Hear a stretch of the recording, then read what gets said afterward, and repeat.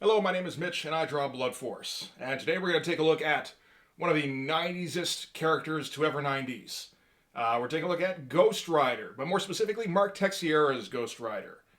And Ghost Rider, I'm sure everybody's familiar. Ghost Rider's character from the 70s came out of that period where Marvel just started dishing out a bunch of weird shit. So, in the 70s, the comics code got not repealed, but it was like it was lessened in intensity. And all of a sudden, Marvel could, well, DC as well, could start putting out comics that they weren't allowed to previous to that. So stuff to do with monsters and crime, like real, like actual criminal crime. Um, and they also kind of used this opportunity to springboard into weird niche stuff that they hadn't for a little while. So you got stuff like I don't know, Kung Fu was big in the 70s.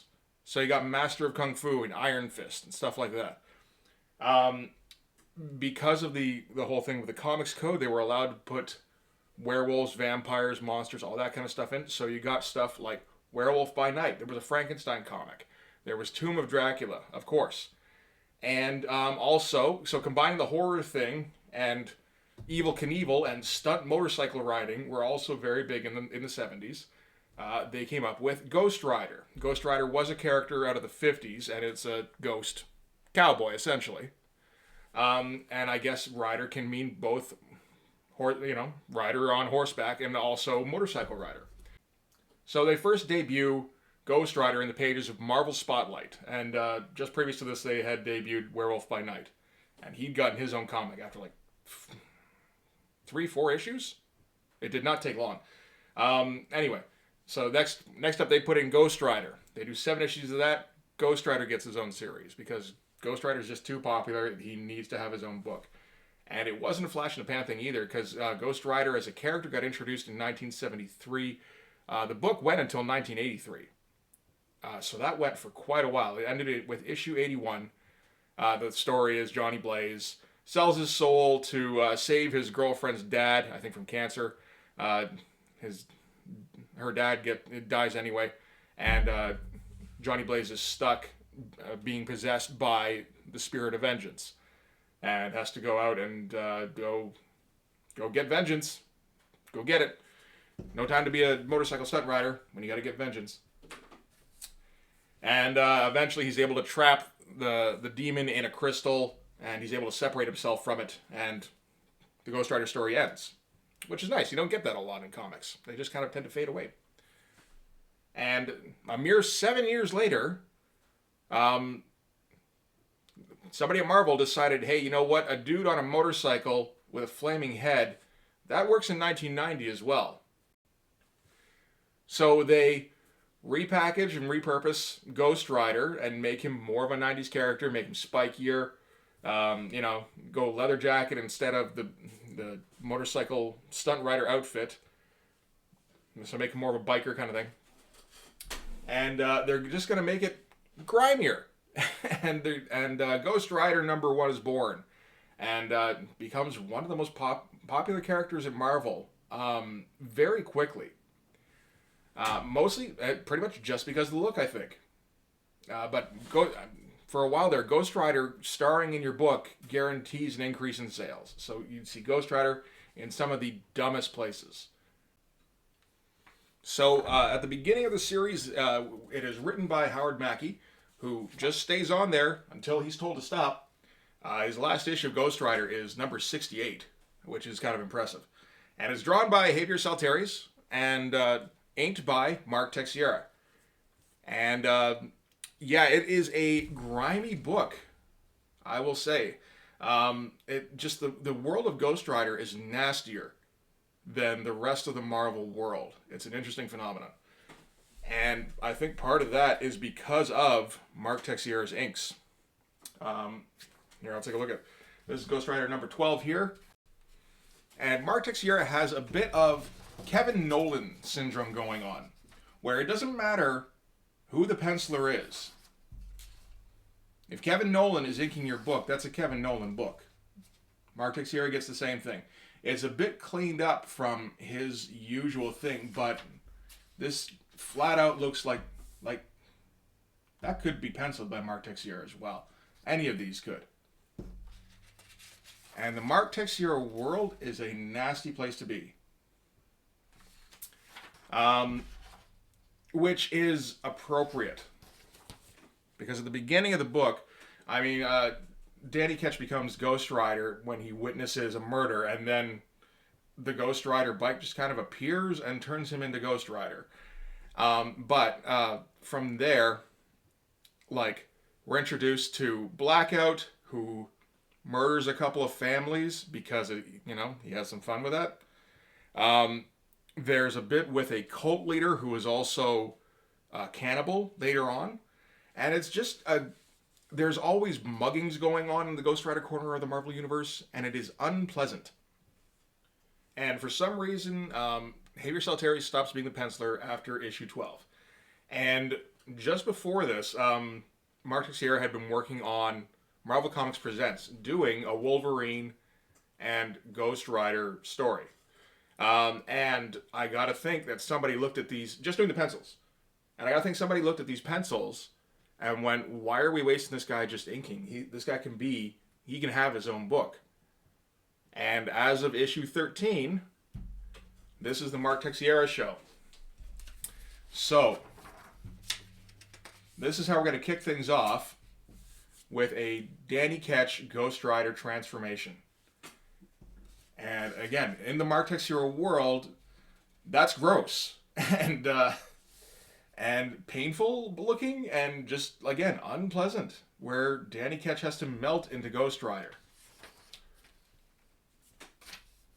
And this almost feels like Mark Texiera going, finally, I got my book. I'm going to draw some badass shit.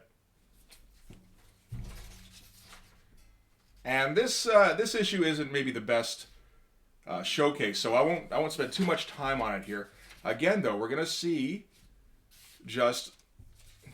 there's muggings going on in the Ghost Rider world, and they're not just like the usual, back an old couple up into an alley, and then before anything can happen, the hero swoops in. Now, this is the Todd McFarlane world as well. This is a shared universe where things get nasty in muggings. And so, like, the muggers, they beat the shit out of this dude, knock a couple of teeth out, and Ghost Rider shows up and messes everybody up.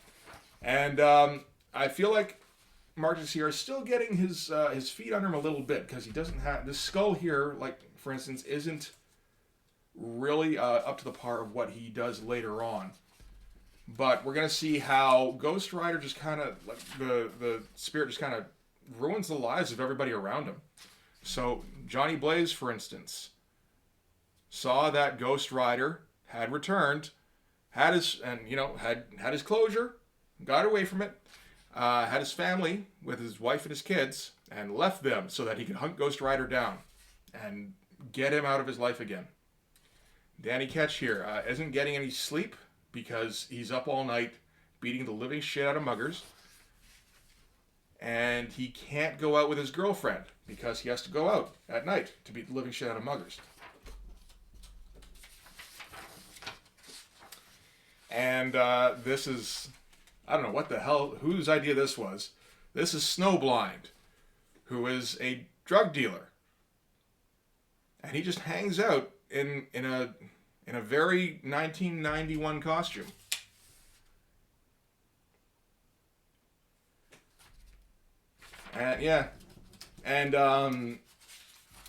Ghost Rider is not on, he's more of an anti-hero, but not so much by choice. It's like he doesn't want to hurt... this is more in Batman van, I guess. He doesn't want to hurt police. But he looks freaky as shit, so everybody's always attacking him. He's always getting in fights with the cops or with other superheroes, and he does that about as often as he does with villains. And this is another aspect of Mark Texiera's art that's going to come up over and over again, is some pretty interesting lighting. It's not a well-lit corner of the Marvel Universe, except in the Snowblind issue, maybe, at this point. I wonder if Snowblind comes back, because he doesn't for a while. And anyway, so this is just kind of setting up the next bit. And then he comes back to the cemetery because he tends to change in the cemetery, which I dig. It's an aesthetic thing, and that's where Johnny Blaze catches him, and he kidnaps Danny Ketch. Now we've got Ghost Rider number 14. And Mark Texiera is firmly in control. That's a hell of a cover. I kind of bypassed this one altogether, right? Like, fully painted cover. I didn't even talk about that, really. That's a great looking book. It helps that it's got a great logo, too. They get away from it every once in a while, like in the early 2000s. I think on the new book, they're back to it now because they've realized that you can't really underestimate the value of a good logo. So yeah, here we go. And Danny Ketch is being held hostage by Johnny Blaze. Johnny Blaze is going to wait around for Ghost Rider to come back so he can imprison him. And it's not just like, you know, he's got him tied up in a place and they're going to like banter back and forth. He's holding a freaking sawed-up shotgun to his face. Did he put his finger on the trigger? He did too. Fuck me. All right. And he changed hands there. Oh, maybe that one was getting tired. He had to put it in his pocket.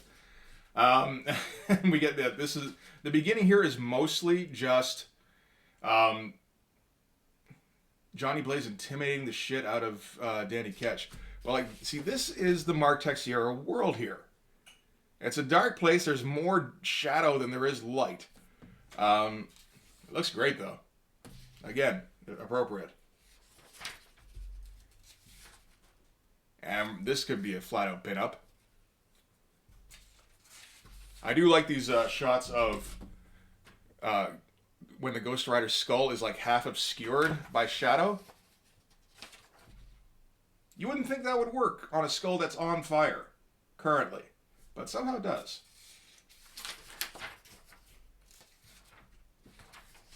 And then, yeah, this is, we get a couple of sewage workers who are investigating a stoppage, and the stoppage is a giant pile of bodies. And while they're investigating this, their flashlights go dark because that's how blackout works. And blackout is just flat out going to murder these guys. And this is the kind of thing you don't usually get in Marvel in 1991. You know, usually somebody would escape. Or, you know, somebody would rescue them. No, not here. There's no rescue. Just people get murdered horribly. This is the kind of thing I said was gross for Spider-Man, isn't it? The thing is, that's Spider-Man. And he is flying around in his, you know, well, swinging around in his red and blue costume and quipping. And Topic Frog is drawing Felix the Cat on everything. It's not appropriate.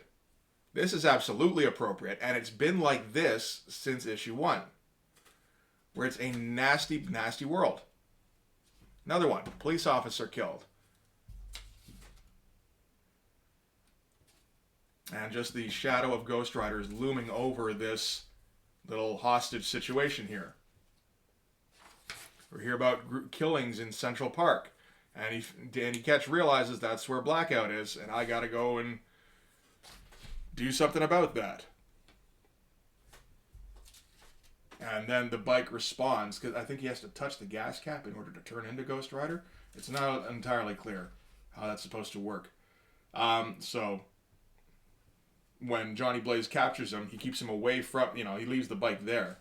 That's a pretty good rendition of a bike. That took some reference. Figuring that would keep Ghost Rider away. And I'm just realizing he wants Ghost Rider to come out.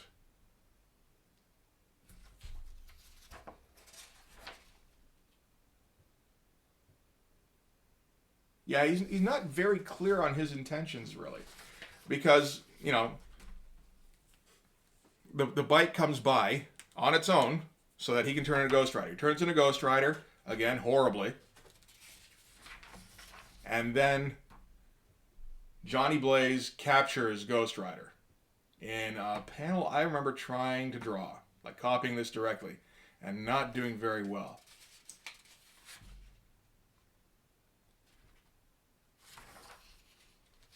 And he had to capture him using magic, which he doesn't like using.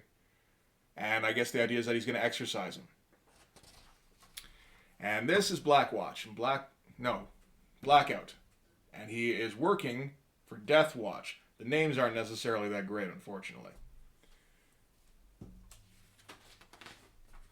And Blackout is a problem with Ghost Rider because Ghost Rider, the Blackout character used to be all super pretty until Ghost Rider beat the living shit out of him, as he tends to do, and fucked up his face. And this is like the only good version of Blackout I've seen. From this era, anyway. I don't know about later on. But you saw a few guys try it. You saw Javier Saltares try it. I saw Ron, one of the Rons, either Wagner or Garney. I think it was Wagner. And I think Andy Kubert. And none of them got a very good looking version of Blackout. This is killer, though. And he just happened to leave him ahead. Because it's the Ghost Rider world. Which sucks.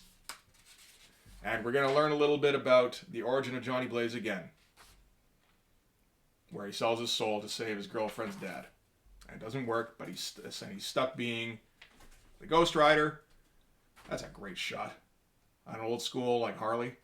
And then he had to trap Zarathos. He traps Ghost Rider. He's able to get married. He's able to keep being a stunt rider, so he's probably going to cripple himself one day. And have his family, and he's happy. And then Ghost Rider shows up. Keep getting these great shots of Ghost Rider that belong on T-shirts. And we never really saw what the purpose was, what he was waiting for. He kidnaps Danny Ketch. That seems like a problem by Howard Mackie there. And points the gun at him. Ghost Rider grabs the gun, which causes Hellfire to go into Johnny Blaze. And now Johnny Blaze can shoot Hellfire, which is a cool thing to be able to do in this corner of the universe. Another great shot that should be on a T-shirt.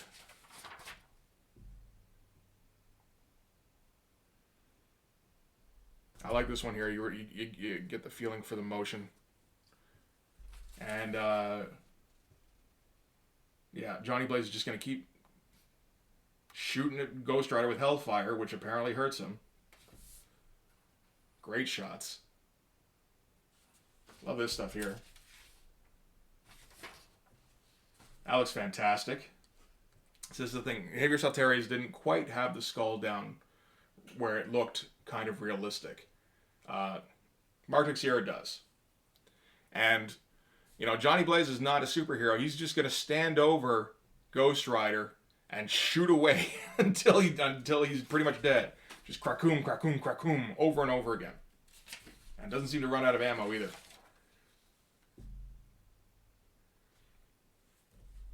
And he only hesitates because he's not sure if actually killing him will kill Danny Ketch. But this is like the ultimate version of Ghost Rider. I've never seen a better version. And I don't know if I've seen a better Johnny Blaze either. That's a great shot.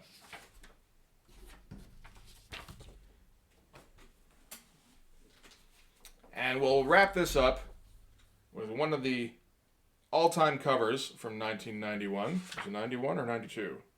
It is 91. Ghost Rider, number 15, with the glow-in-the-dark cover. And I checked, the glow-in-the-dark still works 30 years later. I wasn't for sure if that would be the case. So now Ghost Rider has to hunt down Blackout, and he is severely fucked up. That's another great shot, though.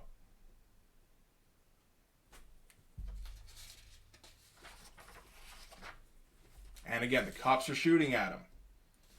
And he can't keep, he's so messed up he can't keep his bike on the road. He crashed, and I think he turns back into Danny. He does. He kind of unmelts, and it's always just horrible looking. And because it's the Ghost Rider world, he immediately gets noticed by muggers, who, again, aren't going to just chase him off. They're going to slash him up and, concuss him. So he might actually die.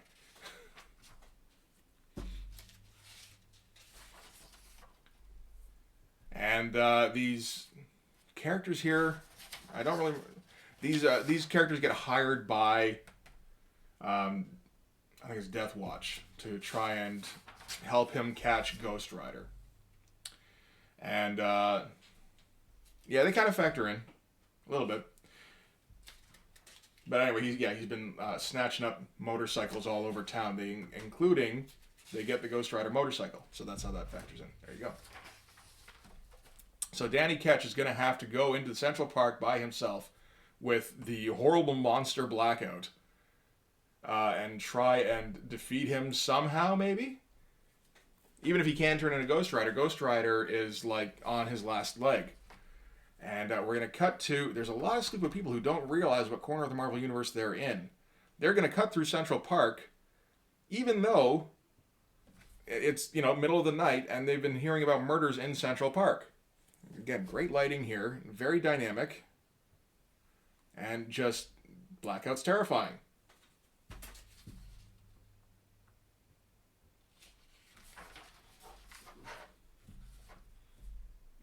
And classic, I'm in a structure of some kind that's high-tech. I've done that a couple times. That's fun stuff. And the bike breaks free on its own, because the bike is its own character in the Ghost Rider world. And so Danny Ketch is running towards the sound of screaming, knowing that this is probably going to kill him. And there's Blackout, who's just, again, terrifying and just gross. And the mother of the previous two women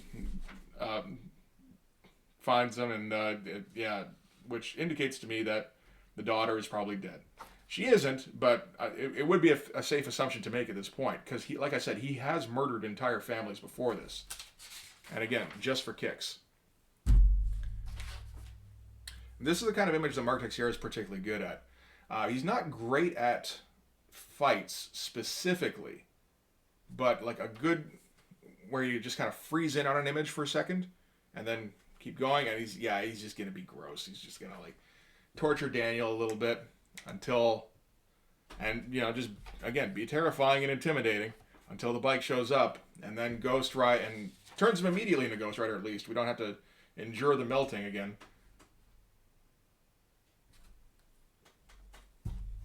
And so now it's time for the main event, and immediately Johnny Blaze shows up to mess things up. And let's Blackout escape. That's not exactly priorities there, Johnny.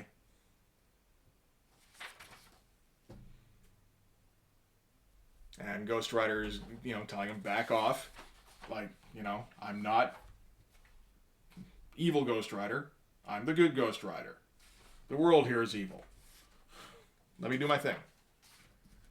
And he's got to chase down Blackout, and he's like the only light source in the vicinity, because Blackout turns off light sources. That's the whole deal. So he's the target. And so when they come around to hunt him, like, it's probably pretty easy to find him.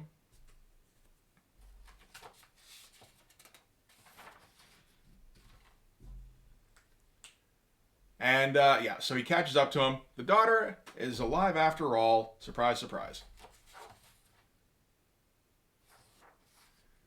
She decides to change loyalties so that she's helping out the Ghost Rider now. Shoots Blackout in the elbow. Blackout's going to murder that girl. That's all he does, is murder. And Ghost Rider grabs her, tells him, shoot them both. So no real fight. But you didn't need one. And that's a great shot. And it permanently fucks up Blackout's face.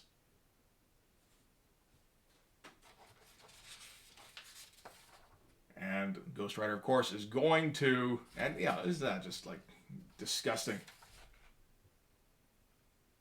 That's not human anymore. And Ghost Rider is going to kill Blackout, but Johnny Blaze stops him, says, you said you weren't bad, Ghost Rider. You said you were good, Ghost Rider. And he's like, damn it, I did say that. Okay, I guess I better stop. Just so Blackout can come back in about a year and kill Danny Ketch, I believe, if I remember correctly. So, yeah, that is the world of Ghost Rider. And it was an interesting contrast at the time, because you'd have, well, I'm thinking mid 1991, like X Force is out, Jim Lee's X Men, Todd McFarlane on Spawn, on no, not on Spawn, not Friend of the Year, on Spider Man, and they're trying to be badass and everything, but it's still very typically comic booky badass. This is more, presenting a grimy, nasty world for your superheroes and having him, have to meet the challenge of living in that world. And it's interesting stuff. And this is the case of, I think, just having an artist with a perfect subject matter, like a subject matter that's perfectly suited to him, because the Mark Texiera style, it is detailed, but it's not precise. It gets a little smudgy sometimes, and it just has a tendency, like he does great explosions, and that's part of that imprecision, I think. And he's great at dynamicism, but not necessarily punchy dynamicism. It's more just a sense of drama, I think. This kind of thing, And he has a great sense of light and dark, and really likes to light things dynamically as well, as opposed to composing panels dynamically. And his compositions are nice in that nothing ever feels cramped, but you do get there's plenty of panels where you get way too close to the subject matter, and see how nasty it is. And he's good at emoting as well, which again ties into that his love of just close-ups, I guess, or just when you combine that with the dynamic lighting, it creates he's very good at mood, and he just draws monsters well, which is essentially what this book is.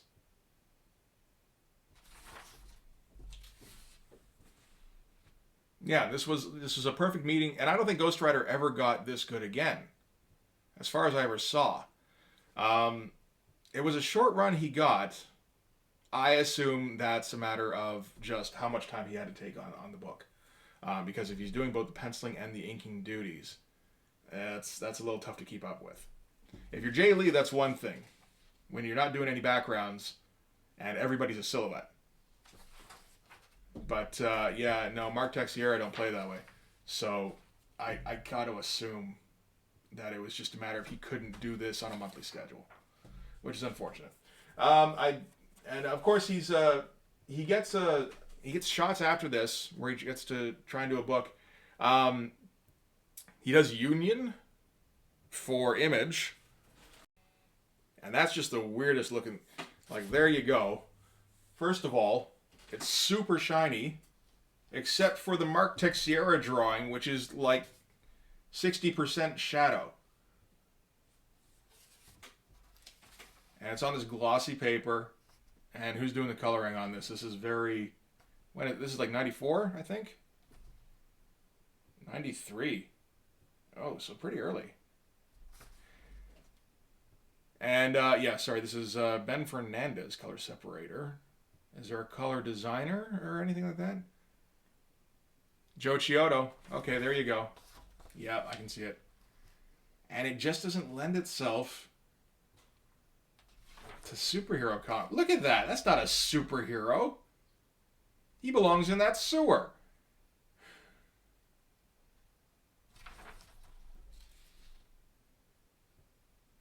Yeah, and this is like...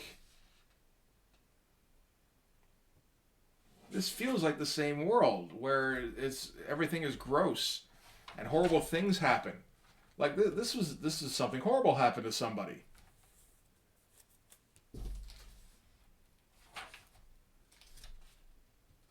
And he's like trying to do like comedic interplays in between characters, but then he puts characters completely in shadow. He's got black borders on everything. This character just he looks dirty. And like he looks like he's going to break somebody over his knee. Yeah, this is... I like his battalion. Battalion's supposed to be a more serious character, so I feel like that kind of works. None of the rest of these guys do. It's certainly not Union.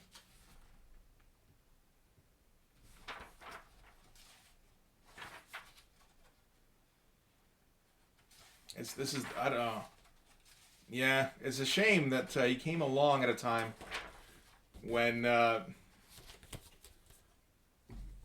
primary kind of comic books are superhero comic books, because he should be drawing horror. Straight up. And I wouldn't be surprised if he did later on. Just looking at his Wikipedia, it doesn't look like he did a ton. Did some Vampirella. That seems appropriate, but like, no, man, why aren't you drawing like crazy vampire or werewolf shit? That should be more your thing, I would think. I mean, I've basically seen you draw a vampire with Blackout here. Like, yeah, no, I want this comic. There's got to be one. Like, Wikipedia is, as far as I've seen, they're terrible at keeping up with what an artist has published. So there's got to be Mark Texiera vampire comics out there that I don't know about.